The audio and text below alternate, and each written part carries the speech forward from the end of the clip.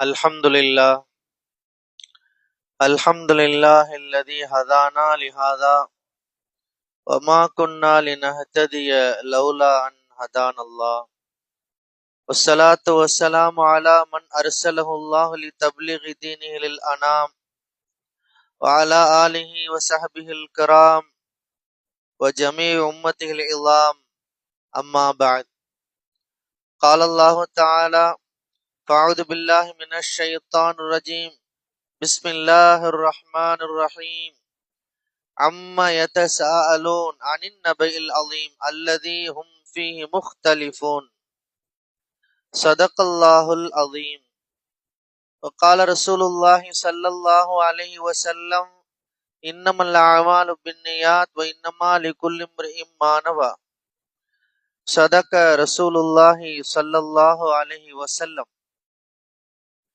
اللهم رب اشرح لي صدري ويسر لي أمري வஹ்லுல் உக்தத்தம் மின் லிசானி யஃப்கஹு கௌலி.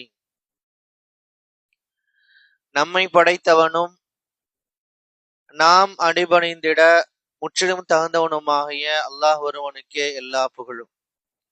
அவனுடைய அன்பும் அருளும் இவ்வுலகிற்கு நேர்வழி காட்ட இறைவனால் அனுப்ப பெற்ற எல்லா இறைத்துதர்கள் மீதும், குறிப்பாக நம்முடைய வழிகாட்டியும் இறுதி இறைத்துதருமாகிய முஹம்மது ரசூலுல்லாஹ் ஸல்லல்லாஹு அலைஹி வஸல்லம் அவர்கள் மீதும், அவர்களை பின்பற்றி வாழ்ந்த சஹாபாக்கள், சஹாபியாக்கள், தாபீன்கள், தபா தாபீன்கள், ஷுஹதாக்கள், சாலிஹீன்கள் மற்றும் இந்த புனிதமிகு ஜுமா மஜ்லிஸிலே அமர்ந்திருக்கின்ற ஆண்கள், பெண்கள் நம் அனைவர் மீதும் உண்டாவதாக.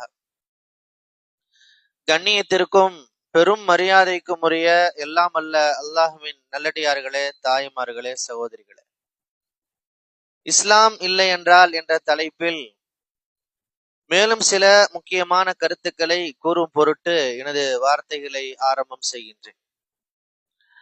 அன்பு சகோதரர்களே, சகோதரிகளே, இஸ்லாம் இல்லை என்றால் அப்படிங்கிற தலைப்புல நிறைய செய்திகளை கடந்த வாரங்கள்ல நம்ம பார்த்தோம். இஸ்லாம் இல்லைன்னா இது நமக்கு தெரிந்தே இருக்காது என்று பல்வேறு சட்டங்களை நாம் பார்த்தோம், பல்வேறு செய்திகளை நாம் பார்த்தோம், பல்வேறு வழிகாட்டுதல்கள். இவையெல்லாம் இஸ்லாம் இல்லை என்றால் நமக்கு தெரிந்திருக்க வாய்ப்பே கிடையாது. அந்த பட்டியல்ல அடுத்து நம்ம சேர்க்கக்கூடிய மிக முக்கியமான விஷயங்கள் இருக்கின்றன. இந்த செய்திகள் எல்லாம் சொல்லப்பட்டால்தான் இந்த தலைப்பு நிறைவு பெறும். இஸ்லாம் இல்லை என்றால், அல்லாஹுடைய வழிகாட்டுதல் நமக்கு கிடைக்காவிட்டால் நமக்கு என்னென்ன இழப்பு என்று தெரிந்திருந்தால்தான் ஒரு மனிதன் இஸ்லாத்தை ஒரு மகிழ்ச்சியோடு பின்பற்ற முடியும். இந்த செய்திகள்லாம், இந்த தலைப்பு எதற்காக, இந்த செய்திகள் எதற்காக என்றால், நாம் ஒரு நல்ல மார்க்கத்தை பின்பற்றுகின்றோம், ஒரு சத்தியமான மார்க்கத்தை நாம் பின்பற்றி கொண்டிருக்கின்றோம் என்கின்ற ஒரு மேலான புரிதல் நமக்கு வருவதற்காக. நம்ம சத்தியமான பாதையில தான் போய்கிட்டு இருக்கிறோம், நம்ம போறது தவறான பாதை கிடையாது, சத்தியத்தை நாம் பின்பற்றுகின்றோம் என்ற ஒரு உறுதி ஏற்படுவதற்கு, அதே போன்று சக மனிதர்களோடு நாம் உரையாடுகின்ற பொழுது இஸ்லாத்தினுடைய இந்த வனப்பான பக்கங்களை, இந்த சிறந்த அம்சங்களை நாம் அவரிடத்தில் எடுத்து சொல்வதற்கான வாய்ப்பு நமக்கு ஏற்படும். அந்த வகையிலே இஸ்லாம் இல்லை என்றால் நமக்கு தெரிந்திருக்க முடியாத மிக முக்கியமான அம்சம் என்னவென்றால் வணக்க வழிபாடுகள். அல்லாஹ் திருமறை குர்ஆனிலே குறிப்பிடுகின்றான், வமா கான ஸலாத்துஹும் இன்தல் பைத் இல்லா முகாஅன் வ தஸ்தியா. இணை வைப்பாளர்கள் அவர்கள் தங்களுடைய வணக்க வழிபாடுகளை எப்படி செய்வார்கள் என்பதை பற்றி அல்லாஹ் சொல்லுகிற பொழுது, அவங்களுடைய வணக்க வழிபாடுகளில் ஆர்ப்பாட்டத்தை தவிர, பெரும் கூச்சலை தவிர வேறு எதுவும் இருக்காது என்று அல்லாஹ் சொல்லுகின்றான். இன்னொரு வசனத்தில் அல்லாஹ் சொல்லுகிறான், சீட்டி ஒலி எழுப்புவது, கைத்தட்டல்கள், சத்தத்தை எழுப்புவது, விசில் சத்தங்கள், இதை தவிர வேறு எதுவும் இருக்காது என்று அல்லாஹ் குறிப்பிடுகின்றான். முஸ்லிம் அல்லாத மக்களை நாம் பார்க்கிறோம், இஸ்லாம் அல்லாத வழிகாட்டுதலை பின்பற்றக்கூடிய மக்களை நாம் பார்க்கின்றோம். அவருடைய வணக்க வழிபாடுகளே பிரதானமான அம்சம் என்ன? ஆர்ப்பரிக்குதல், சத்தத்தை எழுப்புதல், ஆரவாரம் இவைதான் அதிகமாக பிரதானமாக இருப்பதை நாம் பார்க்கிறோம். அது யாராக இருந்தாலும் சரி, இஸ்லாம் அல்லாத வழிகாட்டுதலை பின்பற்றக்கூடிய எந்த மக்களாக இருந்தாலும் சரி, இஸ்லாம் நமக்கு வழங்கியிருக்கக்கூடிய முக்கியமான ஒரு அருட்கொடை என்ன? நம்முடைய வணக்க வழிபாடுகளில் ஒரு நேர்த்தி இருக்கிறது, ஒரு சிறப்பம்சம் இருக்கிறது, ஒரு தனித்துவம் இருக்கிறது, ஒரு நேர கட்டுப்பாடு இருக்கிறது, ஒரு அமைதி இருக்கின்றது. இப்படி பல்வேறு சிறப்பம்சங்களை இஸ்லாம் நமக்கு சொல்கின்ற வணக்க வழிபாடுகளை நாம் பார்க்கின்றோம். அதிலே குறிப்பாக நேர கட்டுப்பாடு என்பது மிக முக்கியமான ஒரு குறிப்பிட்ட நேரத்துலதான் இந்த வணக்க வழிபாடுகளை செய்தல். இப்ப குர்பானி கொடுக்கிறோம், அன்னைக்கு மட்டும் தான் கொடுக்கணும். அந்த 3 நாள் மட்டும்தான் நம்ம குர்பானி கொடுக்க முடியும். ஹஜ் செய்வதாக இருந்தால் அந்த குறிப்பிட்ட சில நாட்கள், அல் ஹஜ் அஷ்ஹுரு மாலூமாத், அல்லாஹ் சொல்லுகின்றான், சில குறிப்பிட்ட நாட்கள் ஹஜ் என்று அல்லாஹ் சொல்லுகின்றான். இப்படி ஒவ்வொரு வணக்க வழிபாடுகளிலும் நேரம் பிரதானமாக இருப்பதை பார்க்கின்றோம். அதுல வரக்கூடிய மிக முக்கியமான அம்சம் என்ன? அமைதி. இஸ்லாத்துடைய எல்லா வணக்க வழிபாடுகளிலுமே அமைதி என்பது பிரதானமாக இருக்கிறது. அதிலும் குறிப்பாக வணக்க வழிபாடு என்று வருகிற பொழுது பிரதானமானது எது? தொழுகை. தொழுகையில அமைதி தான். ஒரு மனிதன் ஐவேளை தொழுகிறான் என்றால் அவன் உள்ளத்திலே மிகுந்த ஒரு அமைதியை உணர்கிறான். பல்வேறு வகையான மனக்குழப்பங்களிலிருந்து அவன் விடுவிக்கப்படுகின்றான். பல்வேறு மனவியாதிகள், மனக்குழப்பங்கள் ஏற்படுகின்றன அன்றாட வாழ்வில். அவற்றையெல்லாம் தகர்க்கக்கூடிய ஒரு அற்புதமான மருந்தாக இந்த தொழுகை என்பது இருக்கிறது. மனசுக்கு ஒரு நிம்மதி கிடைக்குது. அலா பிதிக்ரில்லாஹி தத்மஇன்னுல் குலூப் என்று அல்லாஹ் சொல்கின்றான். இறைவனை நினைவு கூறுவதன் மூலமாக மனிதர்களுடைய மனங்கள் சாந்தி அடைகின்றன, அமைதி அடைகின்றன என்று அல்லாஹ் சொல்கின்றான். தொழுகையில பிரதானமாக இந்த அமைதி நமக்கு கிடைக்கின்றது. இப்போ தொழுகையில நேர கட்டுப்பாடு என்பது மிக முக்கியமாக இருக்கின்றது. இன்ன ஸலாத்த கானத் அலல் முஃமினீன கிதாபன் மௌகூத்தா. தொழுகை என்பது நேரம் வரையறுக்கப்பட்ட கடமை என்று அல்லாஹ் சொல்கின்றான். தொழுகையை பற்றி சொல்வதாக இருந்தால் தொழுகை போன்று வேறு எந்த வணக்க வழிபாடுகளும் இஸ்லாம் அல்லாத வழிகாட்டுதல்களில் கிடையாது. அதனாலதான் என்னவோ நம்ம இந்த கான்செப்டை சரியாவே புரிஞ்சுக்க மாட்டேங்கிறோம். 5 வேளை தொழுகுங்கிறது என்னன்னே நமக்கு இன்னும் புரியவே இல்லை. முஸ்லிம் சமூகம் உள்வாங்கவில்லை. 5 வேளை தொழுகணும் என்பதை உள்வாங்காத ஒரு சமூகமாக நாம் இருக்கின்றோம். அதுக்கு காரணம் என்னன்னா, மற்ற சமூகங்கள் அது இல்லை. மற்ற சமூகங்கள்ல இருந்துச்சு அப்படின்னா நம்ம அதை புரிஞ்சிருப்போம். இல்லாத காரணத்தால் நாம் தொழுகையை நாம் இன்னும் உள்வாங்காமல் இருக்கின்றோம். சில ரக்காத்துகளை தொழுவது கடமை அல்ல, அந்த நேரத்தில் தொழுவது கடமை. இதுதான் பிரதானமானது. ஃபஜ்ர் நேரத்துல எந்திரிச்சு 2 ரக்காத் தொழுவும், லுஹுர் நேரத்துல 4 ரக்காத், அசர்ல 4, மக்ரிப்ல 3, இஷாவுல 4. அந்தந்த நேரத்துல வணங்குவது, அந்த நேரத்திலே தொழுவது. இது போன்று ஒரு டெமோ காட்டுவதற்காக வேற எங்கேயாவது இருக்குதான்னு பார்த்தா இல்ல. அதனால நமக்கு அது புரியவே மாட்டேங்குது. உண்மையில் சரியாக இதை புரிந்து கொண்டவர்களை நாம் பார்க்கின்றோம். தொழுகையில் குறிப்பிட்ட நேரத்தை தொழுகையை நிறைவு செய்து விடுகிறார்கள். அதற்காக மிகுந்த பிரயத்தனங்கள் எடுத்துக் கொள்கிறார்கள், முயற்சிகளை மேற்கொள்கின்றார்கள். இதெல்லாம் இந்த புரிந்ததனால் வரக்கூடிய ஒரு அற்புதமான ஒரு லைஃப் ஸ்டைல். தொழுகை போன்ற எல்லா வணக்க வழிபாடுகளிலும் இது போன்ற நேர கட்டுப்பாடு, அமைதி போன்ற பல்வேறு அம்சங்களை நாம் பார்க்கின்றோம். இஸ்லாம் வழங்கி இருக்காவிட்டால், இஸ்லாம் நமக்கு இதை வழிகாட்டி இருக்காவிட்டால் இது நமக்கு தெரிந்தே இருக்காது. அதே போன்று மிக முக்கியமான மற்றொரு அம்சம் என்ன? படைப்புகளை வணங்குவது தவறு என்ற ஒரு அற்புதமான வழிகாட்டுதலை இஸ்லாம் நமக்கு வழங்கியிருக்கிறது. இஸ்லாம் சொல்லல அப்படின்னா இந்த மனித சமுதாயத்துக்கு இந்த கருத்து அறிமுகமாகியே இருக்காது. படைப்புகளை வழங்குவது, அது சூரியனாக இருந்தாலும் சரி, சந்திரனாக இருந்தாலும் சரி, கடல், பிரம்மாண்டமாக மனிதன் பிரமித்து பார்க்கின்ற பிரம்மாண்டமான படைப்பினங்கள் எதுவாக இருந்தாலும் சரி, பஞ்சபூதங்கள் என்று சொல்லப்படுகின்ற நெருப்பு, நீர், ஆகாயம் போன்ற காற்று போன்ற அம்சங்களாக இருந்தாலும் சரி, இது எல்லாமே அல்லாஹ்வுடைய படைப்பினங்கள். திருமறை குர்ஆன்ல பல இடங்களில் அல்லாஹ் உங்களுக்கு காற்றை வசப்படுத்தி தந்திருக்கிறான் என்று அல்லாஹ் சொல்கின்றான். கடலை வசப்படுத்தி தந்ததாக சொல்கின்றான்.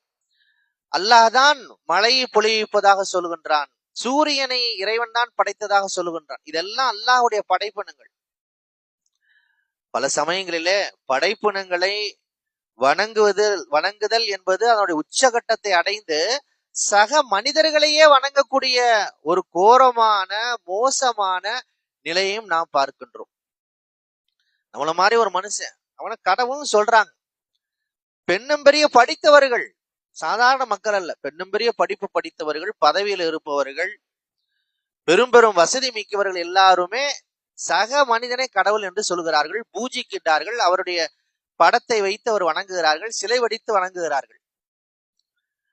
கடவுள் இறந்துட்டாருன்னு சொல்லி அவருடைய இறுதி சடங்குலாம் போயிட்டு வர்றாங்க. போயிட்டு வந்துட்டும் அவனை தான் கடவுள்னு சொல்லி நினைச்சு வணங்குறாங்க. படைப்பினங்களை வணங்க ஆரம்பித்து விட்டோம் என்றால் அதற்கு எந்தவித திரையும் கிடையாது, எந்தவித எல்லையும் கிடையாது. எல்லாவற்றையும் வணங்க ஆரம்பித்து விடுவார்கள். இன்றைக்கு மனிதர்கள் எதை வணங்குகிறார்கள்? இஸ்லாம் அல்லாத வழிகாட்டுதலை பின்பற்றக்கூடிய மக்களை நீங்கள் பாருங்கள். அவர்கள் எதையெல்லாம் வணங்குகிறார்கள்? எல்லாவற்றையுமே வணங்குகிறார்கள். தாவரங்களை வணங்குபவர்கள் இருக்கிறார்கள், மிருகங்களை வணங்குபவர்கள் இருக்கிறார்கள். அதனுடைய உச்சகட்டம் தான் சக மனிதர்களை வணங்குவது. எல்லாவற்றையுமே வணங்குகிறார்கள். அவருடைய மூதாதையர்களை வணங்கக்கூடிய நிலை இருக்கிறது. அத்தா அம்மா இறந்து போயிட்டாங்கன்னா அடுத்த அவங்கள உடனே அவங்களுக்கு ஒரு படம், அவங்களுக்கு ஒரு சிலை, அவர்களை வணங்குவது. படைப்பினங்களை வணங்க ஆரம்பித்து விட்டால் அதற்கு எந்த எல்லையும் கிடையாது, வரம்பும் கிடையாது. எல்லாவற்றையும் வணங்க ஆரம்பித்து விடுகின்றார்கள். இஸ்லாம் தடுத்து நிறுத்தி சொல்கின்றது, இவற்றை அல்ல, இவற்றையெல்லாம் படைத்த இறைவனை தான் வணங்க வேண்டும், படைப்பாளனைத்தான் வணங்க வேண்டும். படைப்பினங்களை வணங்கக்கூடாது என்ற செய்தியை மிக அழுத்தமாக இஸ்லாம் சொல்லிக்கொண்டே இருக்கின்றது. இஸ்லாம் சொல்லல அப்படின்னா இந்த ரேஷியோ இன்னும் அதிகமா இருக்கும். இறைவனை வணங்குறது அந்த கான்செப்டே இல்லாம போய் சக மனிதர்களை வணங்கக்கூடிய அந்த நிலை, படைப்பினங்களை வணங்கக்கூடிய நிலை இன்னும் அதிகமான உச்சகட்டத்தை தொட்டிருக்கும். சாதாரணமா நீங்கள் முஸ்லிம் அல்லாதவர்களை பாருங்கள், இஸ்லாம் அல்லாத வழிகாட்டுதலை பின்பற்றக்கூடிய மக்களை பாருங்கள். அவங்களுடைய தலைவர்களையோ அவர்களுக்கு விருப்பமானவர்களையோ அல்லது மனைவியோ காதலியோ அவர்கள் வர்ணிக்கின்ற பொழுது, பேசுகிற பொழுது உடனடியா என்ன சொல்கிறார்கள்? இறைவனுக்கு நிகராக அவர்களை கொண்டு வந்து நிறுத்தி விடுகிறார்கள். ஒரு தொழிலை நேசிக்கிறான், உடனே அந்த தொழில கடவுள் சீட்டை கொடுத்துட்றான். செய்யும் தொழிலே தெய்வம், தாயிற் சிறந்ததொரு கோயிலும் இல்லை, தந்தை சொல் மிக்க மந்திரம் இல்லை. எல்லாத்துக்குமே கடவுளுடைய சீட்டு தான். கடவுளுடைய சீட்டை புடுங்கி இவங்களுக்கு கொடுத்துறது. அது தலைவர்களுக்கு வழங்கி விடுவது, தாய் தந்தைகளுக்கு வழங்கி விடுவது.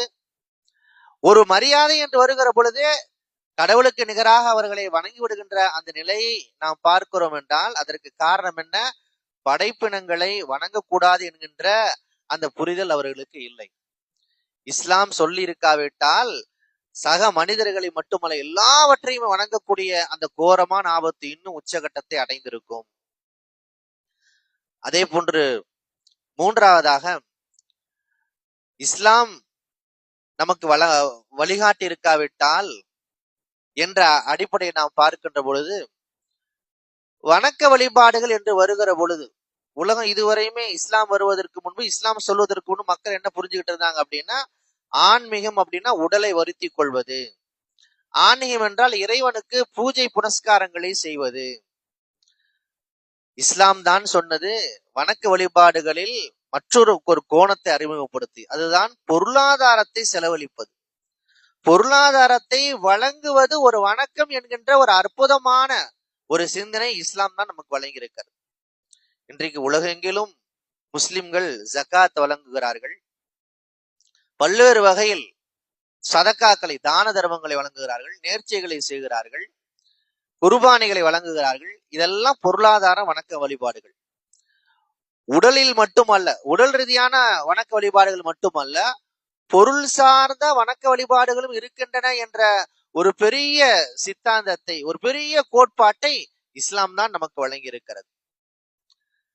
அதுவரை பொருளாதாரம் என்பது நான் சம்பாதித்தது, நான் அதை எப்படி வேண்டுமானாலும் செலவழிப்பேன்.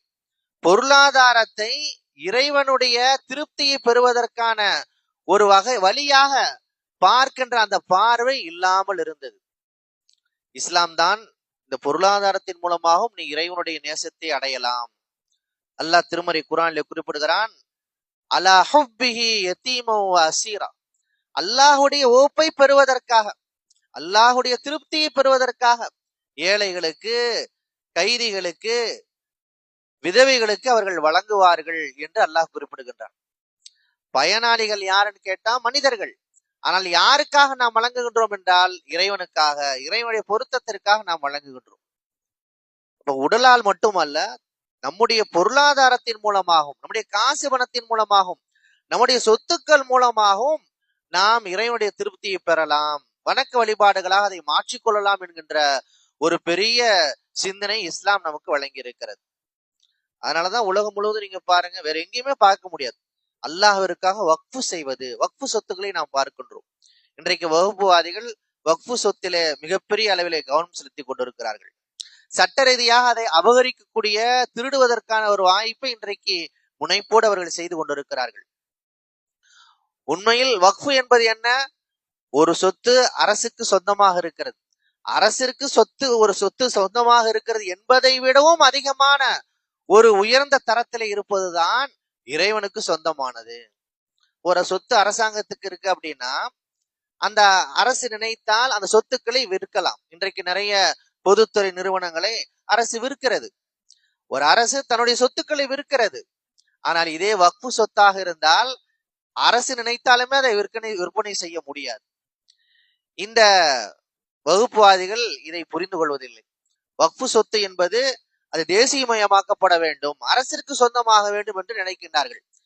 சொல்ல போனால் அது மக்களுடைய பயன்பாட்டிலே இப்பொழுது வக்ஃபு என்ற நிலையிலிருந்து அது தரத்தை குறைத்து விடும். அது வக்ஃபா இருந்துச்சுன்னா எல்லோருக்குமே சொந்தமானது. வக்ஃபாக இருந்தால் அது இறைவனுக்கு சொந்தமானது, எல்லோருக்கும் சொந்தமானது, யாருமே அதை விற்பனை செய்ய முடியாது. அதை தேசியமயமாக்கிவிட்டால் ஏறக்குறைய அதை தனியார் மயமாக்குவதை போலத்தான். வக்ஃபு என்பது தேசியமயமாக்குவதை விட கூடுதல் ஒரு பயன் தரக்கூடியது என்கின்ற ஒரு புரிதல் இல்லாத விளைவுதான் அதை தேசியமயமாக்க வேண்டும் சொல்லப்படுகின்ற ஒரு கருத்து. முஸ்லிம்கள் ஏன் வக்ஃபு செய்கிறார்கள் என்றால் பொருளாதாரத்தின் மூலமாக இறைவனுடைய திருப்தியை பெறுவதற்காக. ஆகவேதான் வேறு எங்குமே அந்த சிந்தனையை நாம் பார்க்க முடியாது. முஸ்லிம்களிடத்திலே மட்டும்தான் அந்த சிந்தனையை நாம் பார்க்க முடிகின்றது. அதே போன்று மிக முக்கியமான மற்றொரு அம்சம் என்ன? வழிகாட்டக்கூடிய உரிமை. வழிகாட்டக்கூடிய உரிமை இறைவனுக்கு மட்டும்தான் சொந்தமானது என்ற ஒரு பெரும் செய்தியை இஸ்லாம் நமக்கு வழங்கி இருக்கிறது. வழிகாட்டக்கூடிய உரிமை என்பது என்ன?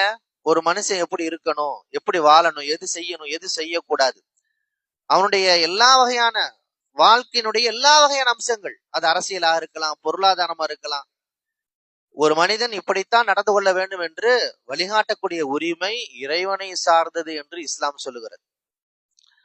இஸ்லாம் அல்லாத வழிகாட்டுதலை ஏற்றுக்கொண்ட மக்களை நாம் பார்க்கின்றோம். அவர்கள் இந்த உரிமையை புறக்கணிக்கிறார்கள். இப்ப எனக்கு அறிவு இருக்கிறது, எனக்கு சிந்தனை இருக்கிறது, இறைவனுடைய வழிகாடு எனக்கு தேவையில்லை என்று சொல்லக்கூடிய மக்களை நாம் பார்க்கின்றோம். நாத்திகர்களை நாம் பார்க்கின்றோம். எனக்கு சிந்தனை வழங்கப்பட்டிருக்கிறது, நானே என்னுடைய வாழ்க்கை முறையை வடிவமைத்துக் கொள்வேன், அல்லது என்னை போன்ற தலைவர்கள் அல்லது சிந்தனையாளர்கள் எனக்கு வடிவமைத்து தருவார்கள், அந்த வடிவமைத்து தந்ததின் அடிப்படையிலே நான் அதை பின்பற்றுவேன். ஆகவே நான் காரல் மார்க்ஸை என்னுடைய வழிகாட்டியை ஏற்றுக்கொள்கிறேன், ஆகவே நான் காந்தியை என்னுடைய வழிகாட்டியாக நான் ஏற்றுக்கொள்கிறேன், ஆகவே இந்த தலைவரை என்னுடைய வாழ்வியல் வழிகாட்டியாக நான் தேர்ந்தெடுத்துக் கொள்கிறேன் என்று சொல்லப்படுகின்ற நிலையை நாம் பார்க்கின்றோம். ஆகவேதான் ஏறக்குறைய 14 நூற்றாண்டுகளை நாம் கடந்து விட்டோம். முஸ்லிம் நாடுகளில் எங்குமே, முஸ்லிம்கள் பெரும்பான்மையா இருக்கக்கூடிய நாடுகளில் இது போன்ற சிந்தனைகள் உருவாகவில்லை. அரபு நாடுகள்ல, முஸ்லிம் நாடுகள்ல ஏன் காரல் மார்க்ஸ் மாதிரியான அறிஞர்கள் வரல? ஏன் காந்தியை போன்ற அறிஞர்கள் வரவில்லை? அல்லது காந்தியத்தை பின்பற்றக்கூடிய அல்லது சக மனிதனை பின்பற்றக்கூடிய மக்கள் ஏன் அங்கே உருவாகவில்லை என்றால் இஸ்லாம் மிக ஆணித்தரமாக அதை பதிவு செய்திருக்கிறது. வழிகாட்டக்கூடிய உரிமை இறைவனை சார்ந்தது. அலா லஹுல் ஹல்க் வல் அம்ர். படைத்தவன் எவனோ அவன் தான் வழிகாட்டுவான். படைக்கக்கூடிய அந்த ஆற்றலும் அவனுக்கே உரித்தானது, வழிகாட்டக்கூடிய உரிமையும் அவனுக்கே உரித்தானது. நம்ம ஜும்மால தொடர்ந்து ஓதக்கூடிய ஒரு அத்தியாயம் சப்பிஹிஸ்ம ரப்பிக்கல் ஆலா. அதுல அதனுடைய தொடக்கம் என்ன? அல்லதி ஹலக ஃபஸவ்வா வல்லதி கத்தர ஃபஹதா. அல்லாஹ்வை நான் புகழ்கிறேன், அவன்தான் என்னை படைத்தான், அவன்தான் எனக்கு வழிகாட்டினான். வழிகாட்டக்கூடிய உரிமை இறைவனை சார்ந்தது. உலக மக்களுக்கு காற்றை வழங்கக்கூடியவன் யார்? இறைவன் தான் வழங்குகிறான். தண்ணீரை வழங்குவன் யார்? இறைவன். வெப்பத்தை கொடுப்பவன் யார்? இறைவன். நமக்கு தேவையானது எல்லாம் கொடுக்கறதெல்லாம் இறைவன் தான். தேவையானவற்றையெல்லாம் கொடுப்பது இறைவன் என்று சொன்னால், நான் எப்படி வாழ வேண்டும் என்கின்ற ஒரு அம்சத்தை, அந்த முறையை, வாழ்வியல் முறையை வழிகாட்டக்கூடிய அந்த உரிமையும் இறைவனை சார்ந்தது. இது ஒரு சக மனிதர்கிட்ட கொடுத்தோம் அப்படின்னா, மனிதனுக்கு நிறைய பலவீனங்கள் இருக்கின்றன. ஒரு மனிதன் எப்படி இன்னொரு மனிதனுக்கு வழிகாட்ட முடியும் என்று இஸ்லாம் கேட்கின்றது. படைத்தவனுக்கு தான் அந்த உரிமை இருக்கிறது, படைப்பினங்களுக்கு அந்த உரிமை கிடையாது. மாணவர்களுக்கு பாடம் எடுக்கக்கூடியவர்கள் மாணவர்களிலிருந்து ஒரு மனிதன் ஒருவர் வர முடியாது. அவர் ஆசிரியர் தான் அவர்களுக்கு கற்பித்து தர முடியும். சக மாணவர்கள்லாம் சேர்ந்து அந்த மாணவரிலிருந்து ஒரு தலைவராக ஏற்றுக்கொள்ளலாம், லீடர் எல்லாம் போடலாம். ஆனா ஆசிரியராக சக மாணவரையே நியமிக்க முடியுமா என்றால் முடியாது.